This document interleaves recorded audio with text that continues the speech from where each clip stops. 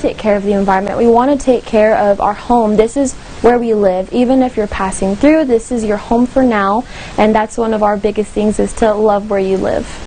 Keep Midland Beautiful wants you to fight dirty. Their new fall cleanup campaign is encouraging West Texans to clean up. Big 2's Felice Romero spoke to the litter prevention coordinator about the campaign. She now joins us live with more. So Felice, why is this campaign so important? Well, Jacob, it's no secret that Midland has had a littering problem for quite some time. Keep Midland Beautiful identified 2 areas in particular that have a lot of trash. One right here where I'm standing on Big Spring Street. As part of their fall sweep cleanup, they are asking for more volunteers to help clean up Fiesta Avenue and Big Spring Street. Those that do sign up will be provided with all of the safety equipment to pick up trash and can even win a prize. Lopez says whether you're here for work or a native Midlander, everyone should take pride in keeping Midland clean.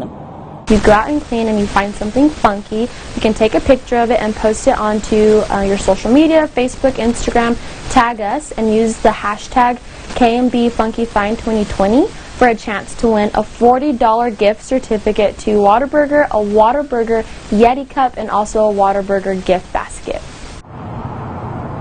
Coming up at 6, we hear more from Lopez and how much you could be fined if you're caught littering. Reporting live in Midland, Felice Romero, Big 2 News.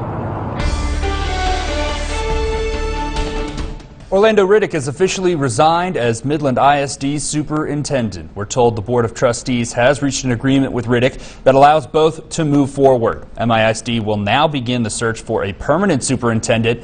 And MISD Board of Trustees President Rick Davis says he knows what he wants in a candidate.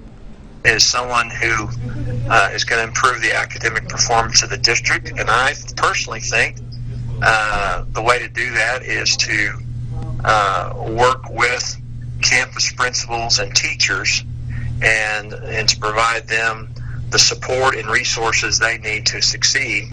Meanwhile, the district has appointed an interim superintendent. Dr. Ann Dixon was appointed at the end of September. Riddick was placed on administrative leave after the school board voted unanimously to remove him as superintendent. Alarming news from health officials in the Tall City as we continue to fight this pandemic. CEO of Midland Health, Russell Myers, says hospitals across West Texas are seeing high volumes of coronavirus patients. That includes hospitals in El Paso, Amarillo, and Abilene. We're all experiencing very high levels of COVID volumes in the hospitals. We looked at every significant hospital, large hospital in the region yesterday, and every one of them had some level of diversion going on in its facility. Either didn't have critical care beds or wasn't accepting any transfers at all. Says that more people are testing positive for the virus. This week, we're told 650 residents were tested for COVID-19. More than 13% of those came back positive.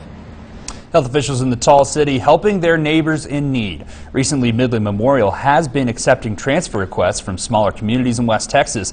CEO of Midland Health, Russell Myers, says they will continue to accept patients from other hospitals as long as they have the capacity.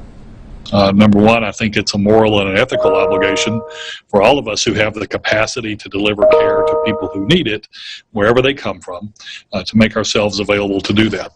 In communities where their resources are stretched thin, sometimes we can be a vital backup in saving those local patients' lives. Right now, Midland Memorial Hospital is treating 34 coronavirus patients. 20 of those patients live outside of Midland County. Well, some changes are coming to the West Texas Food Bank. The organization is adjusting its pantry hours, and that starts today. The Midland facility will now be open on Tuesdays from 1 to 3. The Odessa facility will be open on Wednesdays at the same time. The food bank is also reminding residents that you must get in line by 3 p.m. We want to make sure that everybody knows that the West Texas Food Bank is here to help the whole community in all now 19 counties that we serve, and we want to make sure we do that the most efficient way and the best way so that we don't have these lines like you've seen in larger cities. And patrons are reminded that they can only use the West Texas Food Bank pantries once a month.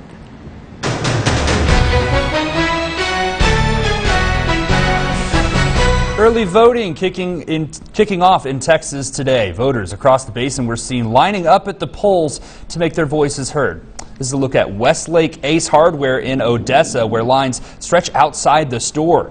We were able to catch up with a voter in Ector County to get his thoughts on this election cycle. My observation is I've never seen this many people so interested in an election in my lifetime. Normally, there's a few people standing inside showing their license and turning their information in and voting, but this is all the way through the garden center. It's almost unheard of. And if you couldn't make it out today, don't worry. You have until October 30th to vote early. Well, Big 2's Marco Ramirez joins us live at the Ector County Annex with a look at lines right now. So, Marco, those lines we just saw are pretty long, but is it still pretty busy there?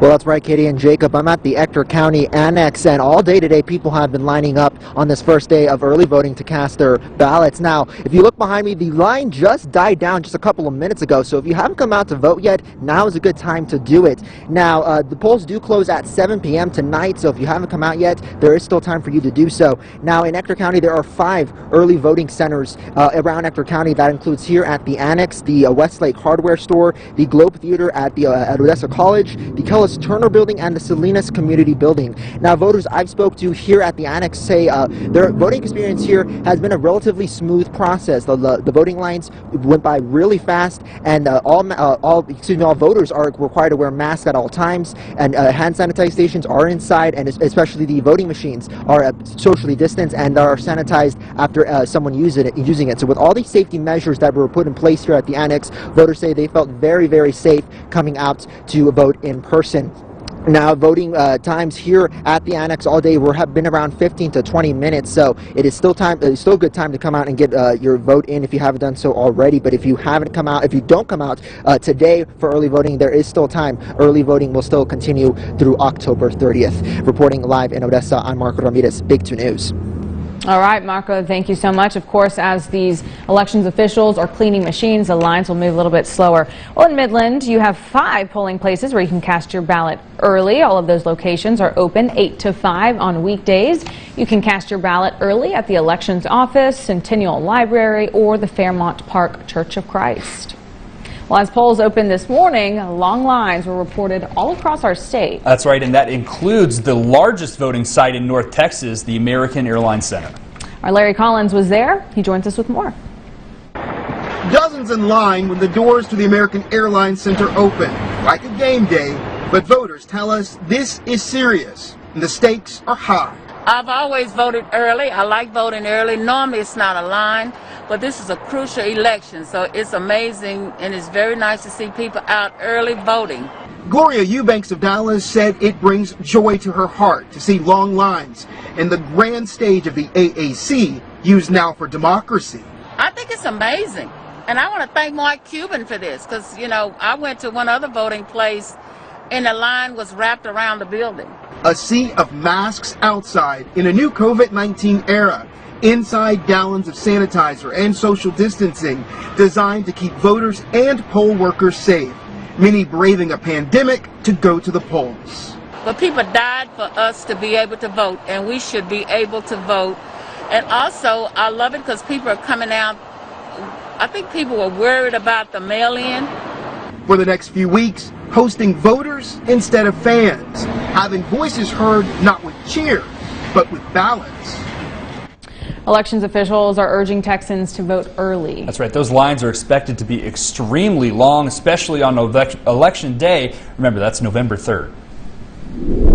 Well, today members of the Senate Judiciary Committee got their first chance to question President Trump's Supreme Court nominee, Judge Amy Coney Barrett. Yeah, Barrett spent the entire second day of her confirmation hearing answering senators' questions about her faith and independence from the White House. Ariana Warnick is in Washington with more. You know, most of us have multiple notebooks. Texas Republican Senator John Cornyn began his questioning of Judge Amy Coney Barrett by drawing attention to her lack of notes. Is there anything on it? That letterhead that says United States Senate. That's impressive. For several hours on Tuesday, Barrett answered questions from members of the Senate Judiciary Committee, all from memory. I apply the law, I follow the law, you make the policy. Barrett told the committee that if confirmed, she would remain independent. It would be a complete violation of the independence of the judiciary for anyone to put a justice on the court as a means of obtaining a particular result. But Illinois Democrat Dick Durbin wasn't convinced. This notion that this whole idea of your being used for political purposes is a Democratic creation. Read the tweets, and you have plenty to work with. Senators from both sides of the aisle asked whether Judge Barrett could separate her personal beliefs from her legal rulings. Do you think you could fairly decide a case even though you own a gun? Yes. Can you set aside whatever Catholic beliefs you have regarding any issue before you? I can. Texas Republican Senator Ted Cruz ended his 30 minutes of questions on a lighter personal topic. How did y'all manage through the lockdowns and distance learning? Well, it was a challenging time, as it was for every American. The Senate will resume questioning Wednesday morning. In Washington, I'm Anna Warnicki. A coronavirus outbreak in one Texas town forcing the school district to move all students to online learning. 27 staff members at CONEY ISD have either tested positive or are currently in quarantine. School leaders met with the health district and were advised to keep schools closed for the remainder of the week. We closed the school for the remainder of the week and used some days that we had in the calendar based on our minutes. And then in looking at numbers, talking to our local health authority, our numbers just skyrocketed, and especially with our staff. Students will begin virtual classes Tuesday, and school leaders and health officials will meet Friday to see where the numbers stand to determine whether or not it's a good idea to have in-person classes. Researchers at Baylor Scott & White are trying to figure out if wearing a mask while working out interferes with our bodies. A team tested 32 people while they exercised, measuring oxygen levels, heart rate, and how hard it felt to breathe. They hope their data will influence not just regular exercise, but training for athletes at all levels. From a training standpoint, from an intensity standpoint, from a dosage standpoint, are we able to push them in the same way that we did pre-COVID with no masks, or do we need to modify how hard we're working, how many reps they do, the intensity that they work out, the length of our training sessions? Is that going to impact their performance and their health and safety? The researchers hope their study will be published within the next month. Still to come tonight on Big 2 News at 5, Cowboys quarterback Dak Prescott is back home after a gruesome injury during a Sunday night's game. A gruesome one indeed. We'll tell you when doctors expect him to recover when we come back.